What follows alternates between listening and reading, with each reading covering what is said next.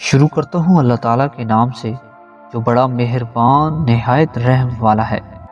حضرت ابو ہریرہ رضی اللہ تعالیٰ عنہ کہتے ہیں کہ رسول اللہ صلی اللہ علیہ وآلہ وسلم نے فرمایا، مالداری ساز و سامان کی کثرت کا نام نہیں ہے بلکہ اصل مالداری نفس کی مالداری ہے۔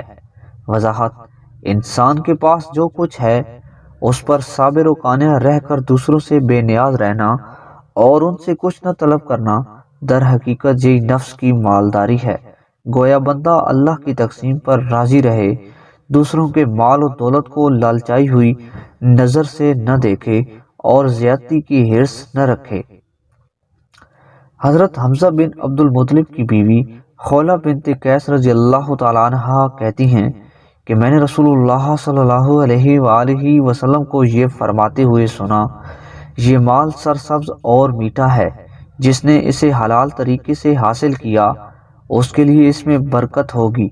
اور کتنے ایسے ہیں جو اللہ اور اس کے رسول کے مال کو حرام و ناجائز طریقے سے حاصل کرنے والے ہیں، ان کے لیے قیامت کے دن جہنم کی آگ تیار ہے۔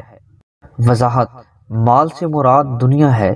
یعنی دنیا بے انتہا میٹھی، ہری بھری اور دل کو لبھانے والی ہے۔ زبان اور نگاہ سب کی لذت کی جامع ہے،